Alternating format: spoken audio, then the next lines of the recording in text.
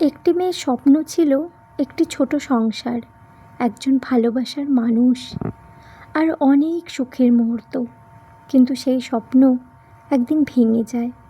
ডিভোর্সের পর সমাজ তাকে ব্যর্থ বলেছিল, কিন্তু কয়েক বছর পর সেই সমাজই তাকে সম্মান জানিয়েছিল দাঁড়িয়ে। কিভাবে?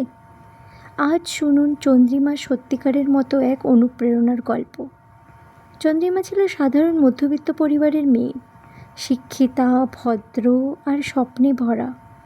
একদিন আত্মীয়র মাধ্যমে পরিচয় হলো অরিন্দমের সঙ্গে। অরিন্দম ভদ্র, শিক্ষিত, ভালো চাকরি করত। দুজনের কয়েকবার কথা হয়। চন্দ্রিমা বুঝেছিল এই মানুষটির হাত ধরেই হয়তো তার জীবনে নতুন পথ চলা শুরু হবে। দুই পরিবারের সম্মতিতে বিয়ে হয়ে যায়।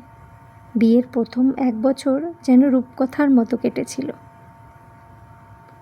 একসঙ্গে ঘোরা, হাসি, ছোট ছোট সারপ্রাইজ, ভবিষ্যতের স্বপ্ন। চন্দ্রিমা ভাবত এর চেয়ে সুখের আর কী হতে পারে। কিন্তু ধীরে ধীরে সব বদলাতে শুরু করলো।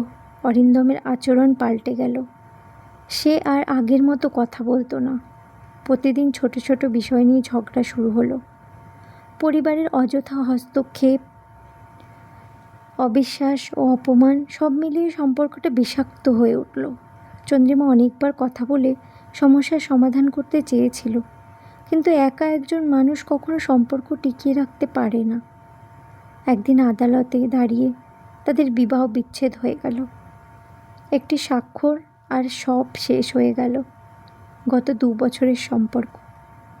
ডিভোর্সের পর শুরু হলো আরও বড় যুদ্ধ।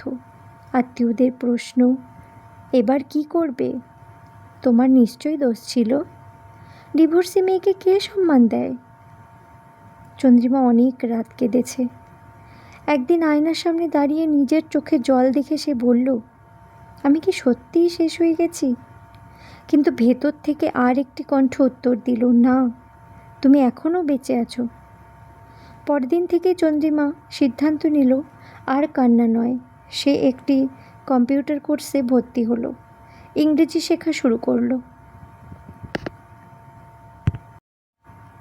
একটি ছোট চাকরি পেল, অল্প অল্প করে টাকা জমাতে লাগলো। নিজের আত্মবিশ্বাস ফিরে পেল। কয়েক বছর কঠোর পরিশ্রমের পর সে একটি প্রতিষ্ঠানে সম্মানিত কর্মী হয়ে উঠল। তার হাসি আবার ফিরে এলো। এবার সেই মানুষগুলোই বলল, চন্দ্রিমা সত্যিই অনেক দূর এগিয়েছে। নারী দিবসের এক অনুষ্ঠানে চন্দ্রিমাকে প্রধান অতিথি হিসেবে আমন্ত্রণ জানানো হলো। হাজার মানুষের সামনে দাঁড়িয়ে সে বলল, ডিভোর্স কোনো নারীর পরিচয় নয়, এটি জীবনের একটি ঘটনা। বারবার একজন মানুষের, কিন্তু হার মানিনি। তাই আজ আমি এখানে দাঁড়িয়ে আছি। যদি আমার গল্প একজন মানুষকেও নতুন করে বাঁচার সাহস দেয়, তাহলেই আমার লড়াই সার্থক। হল ভর্তি মানুষ দাঁড়িয়ে করতালি দিল।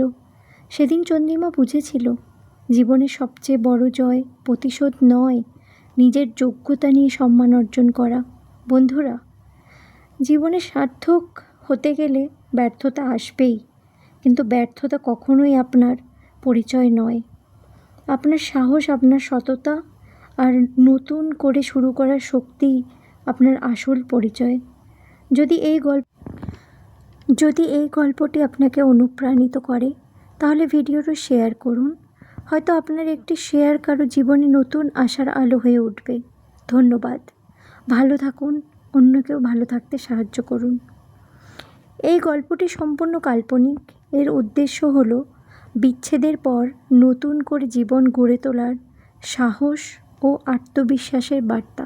বন্ধুরা, যদি গল্পটি ভালো লাগে তাহলে অবশ্যই লাইক করবেন, শেয়ার করবেন, কমেন্ট করবেন এবং আগামী দিনেও আপনারা কী ধরনের গল্প শুনতে চান সেটা আমাকে জানাবেন কমেন্টে। আর অবশ্যই চ্যানেলটিকে সাবস্ক্রাইব করবেন। সবাই ভালো থাকবেন। নমস্কার।